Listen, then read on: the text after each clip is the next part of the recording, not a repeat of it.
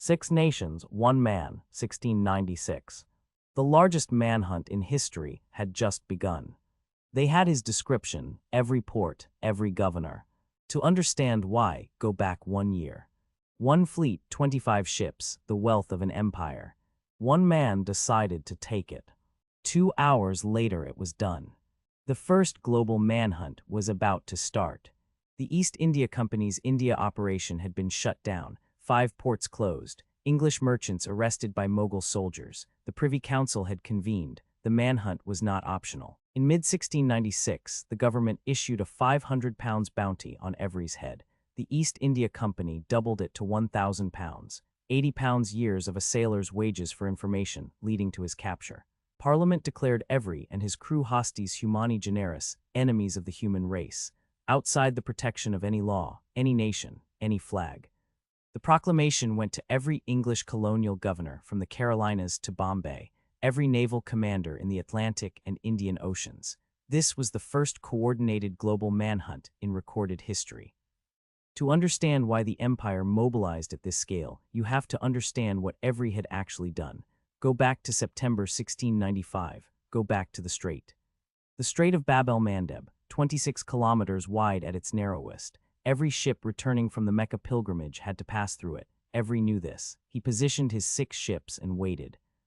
On the night of September 6th, the Mughal convoy came through, 25 ships, the personal flagship of Emperor Aurangzeb among them, the Ganjai Sawai, 80 cannons, 400 soldiers.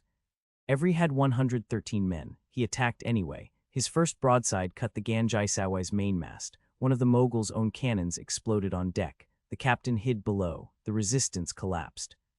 £600,000 in gold, silver, and jewels, the most profitable pirate capture in history. Every share alone was enough to retire on. Every man aboard had just earned 80 years of honest wages in 2 hours. Emperor Aurangzeb received the report personally. What Every's men had done to the passengers on that ship, documented in formal Mughal complaints, was an attack on the empire itself. Aurangzeb's response was immediate. 5 ports closed, English merchants arrested, the company's entire India trade suspended. One pirate raid had shut down the largest commercial operation in the world. Every sailed the moment the capture was complete. He knew what was coming. He had planned the raid for months. He had also planned what came after. Before the crew separated, Every gave each man a different story about where he was going. Ireland, Madagascar, the Caribbean, England, multiple trails, all of them false, none of them provable. Nassau, New Providence, the Bahamas, Every's first documented stop after the raid. He bribed the colonial governor Nicholas Trott. It bought him time and a place to scatter the crew. The Pennsylvania governor William Markham accepted £100 per man from roughly 75 of Every's crew passing through. He reportedly allowed one of them to marry his daughter. The crew scattered, false names, false histories, across the American colonies, the Caribbean, and the Atlantic. The manhunt was hunting men who had already stopped being themselves. Back to 1696, the manhunt is running at full force. Naval commanders have their orders, colonial governors have the proclamation, informants are being paid in every major port. Sightings came in regularly. Every had been seen in the Carolinas, in Ireland, in Madagascar, on a merchant vessel out of Bristol. Each report was investigated, each one dissolved under examination. The most credible reconstruction places Every in Ireland in late 1696. Several of his crew are documented passing through Westport on Ireland's west coast. Whether Every was among them is not confirmed. November 1696, 6 of Every's crew were tried in London, not for the Ganjai Sawai. The evidence on that charge was insufficient. They were convicted on a different vessel's capture. They hanged at execution dock, the shortened rope, the 3 tides, the cage at the river mouth. The empire's machine ran on 6 of Every's men. Every himself was not among them. 24 of Every's crew were eventually captured, some in the colonies, some in England. Some gave evidence against others in exchange for reduced sentences. None of them gave Every. The leads on Every himself kept dissolving. A man matching his description in Bristol, a Devon accent in a Plymouth tavern, a figure boarding a vessel in Cork, none confirmed, all gone. In recent years, archaeologists have found coins from the Ganjai Sawai in New England, Rhode Island, Connecticut, Massachusetts. Mughal silver from 1695 in American colonial soil. The crew left physical traces. Every did not. One theory places every back in Devon, his birthplace, returned under a false name, died poor and obscure, cheated by the merchants who bought his diamonds, plausible, not documented. The most famous theory placed every in Madagascar. A fictional pamphlet published in 1709 claimed he had established a pirate kingdom there, a throne, a court, a utopia beyond the empire's reach. London wanted to believe it. The pamphlet was reprinted many times. The man who humiliated the empire was living as a king beyond its reach. People needed it to be true. In 1713, a play called The Successful Pirate ran on London stages. Every was the hero. His escape was triumph. The documented atrocities on the Ganjai Sawai were not in the script. The East India Company's records for 1696 to 1710 are extensive. Every's name appears hundreds of times up to June 1696. After that, nothing confirmed, not a rumor that held. June 1696, that is where the trail ends. The last date any reliable record places Henry Every anywhere. After that, the page is blank. It has stayed blank for 330 years. English mid-40s, medium height, short-cropped brown hair, a Devon accent, no verified portrait. The most wanted man in the world had no face on his poster. Every port authority in the English world had his description. Every naval commander knew his name. Every colonial governor had been warned. Not one of them ever produced him, alive or dead. The search ran for over a decade in active form. Informants paid, leads followed, sightings investigated across 3 continents. The answer was always the same: nothing. Every man hanged at execution dock during the Golden Age died in the world every helped make. He saw none of it. He was already gone. The Admiralty never published an analysis of the search. No document asked why it had failed. No one in the institution examined the blank page and wrote an explanation. The silence was institutional. 3 possibilities: dead under a false name, unconnected to his identity, recruited into service, the silence by design, or the ocean simply took him without leaving a mark. Every had beaten the empire once with superior intelligence and planning.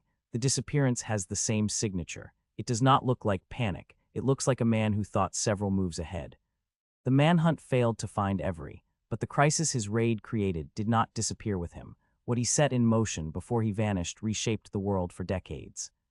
To restore Mughal goodwill, the company promised to police the Indian Ocean against pirates. That promise required ships. Ships required ports. Ports required garrisons. One raid had started a machine. By 1700, the company had renegotiated its position, no longer just a trading company, a security provider, a protector. That word would do a great deal of work in the century ahead. Aurangzeb died in 1707. His successors fought each other. The empire that had closed 5 company ports in 1695 could not hold its own borders by 1720. In 1700, you would call it mission creep. By 1800, you would call it the beginning of the British Empire in India. One raid, one disappearance, one continent. Nassau in 1718, 1,000 pirates, their own courts, their own codes, had been seated in part by Every's crew in 1696. The world he made kept running after he left.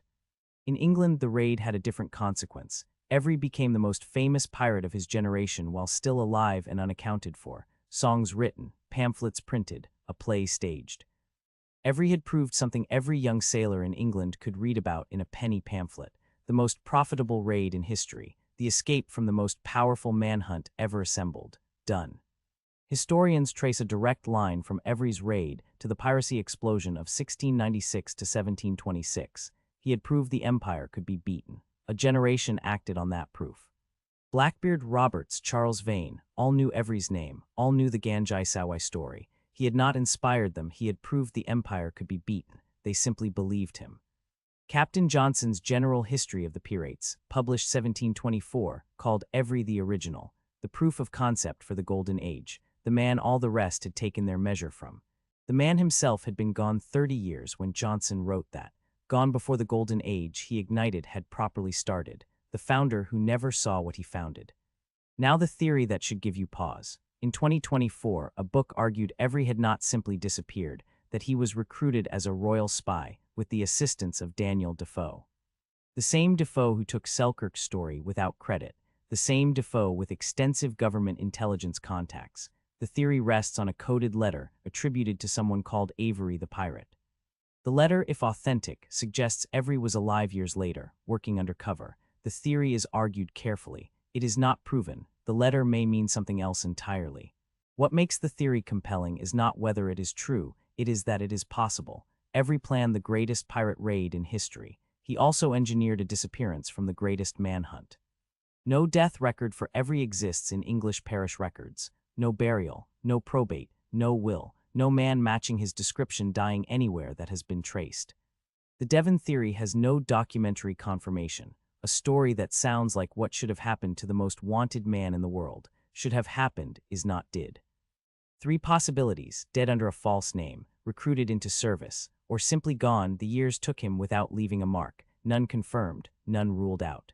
The strait is still there. The Indian Ocean he crossed is still there. The record he left, mutiny, alliance, capture, disappearance, is still there. The man is not. One raid, consider the chain it started. Every seized the Ganjai in September 1695. The East India Company needed to restore Mughal goodwill. That need changed the shape of an empire. The Mughal Empire at its peak in 1695 held roughly 25% of global GDP. Every attack the physical symbol of that wealth. The empire never fully recovered its confidence. Execution dock hanged over 400 pirates between 1696 and 1726. Kid, Gow, Bonnet, Vane. The machine ran constantly through the era every had started. It never ran on every. The Golden Age ran from 1696 to 1726, 30 years, 2,000 pirates at its peak, 1 raid at its origin. The founder was gone before the first year was out. The wanted notice had no portrait, only a description: brown hair, medium height, a Devon accent. No verified image of every exists in any document. The most wanted man had no face. Every port authority had his description, not his face. A Devon voice in a Bristol tavern, a medium-height figure on any Atlantic dock, the man who was everywhere and nowhere.